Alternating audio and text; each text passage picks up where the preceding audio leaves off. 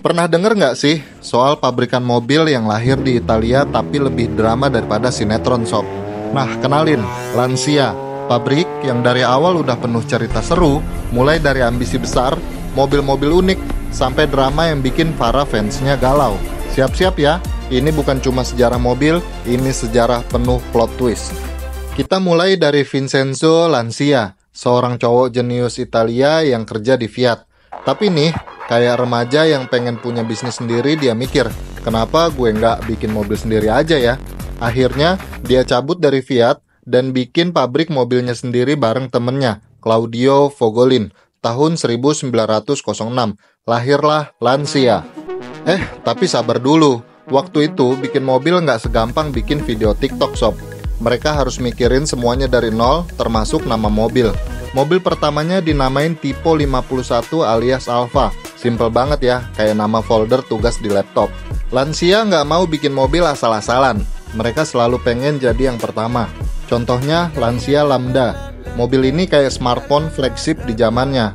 Udah pakai monocoque sasis, suspensi independen, dan aerodinamis. Hal yang waktu itu dianggap lebih aneh daripada ngelihat ayam bisa terbang sob.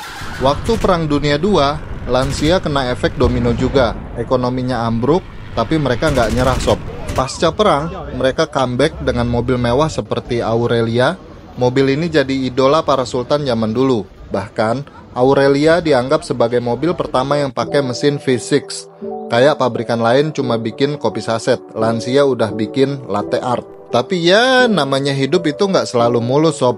Meskipun punya inovasi segudang, Lancia mulai susah saingan sama pabrikan lain yang jualan mobil murah. Di sini mulai muncul drama finansial, dan pabrikan ini kayak mahasiswa akhir, banyak ide tapi uangnya nggak ada sob. Masa kejayaan rally tahun 1970-an. Nah, di sini Lancia kayak jadi pahlawan Marvel yang lagi naik daun sob. Mereka bikin mobil rally yang melegenda, kayak Stratos.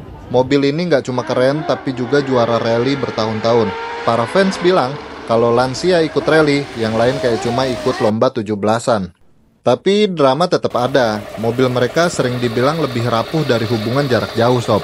Meski begitu, mereka terus bikin mobil yang unik, kayak Delta Integrale. Sampai sekarang Delta masih dianggap mobil ikonik di dunia rally. Akhir tragis di tahun 1990-an, masalahnya Lancia itu kayak teman kita yang terlalu artistik tapi nggak tahu cara jualan mobil. Mereka bikin mobil yang terlalu niche, sementara pasar pengen mobil yang simple yang bisa dipakai belanja ke pasar. Akhirnya Lancia pun makin terpuruk sob. Di bawah Fiat Group, Lancia mulai kehilangan identitasnya. Mobil mereka jadi kayak Fiat versi lebih mahal, penjualan anjlok, dan akhirnya Lancia tinggal jualan di Italia aja. Iya sob, dari pabrikan yang mendunia, sekarang jadi lokal doang. Jadi, gimana menurut kalian sob? Apakah Lancia bakal comeback dan jadi pabrikan mobil yang keren lagi? Atau malah cuma jadi kenangan?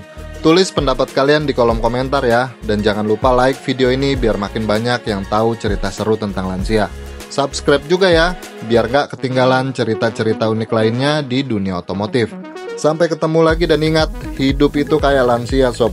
Unik, penuh drama, tapi selalu bikin kita penasaran.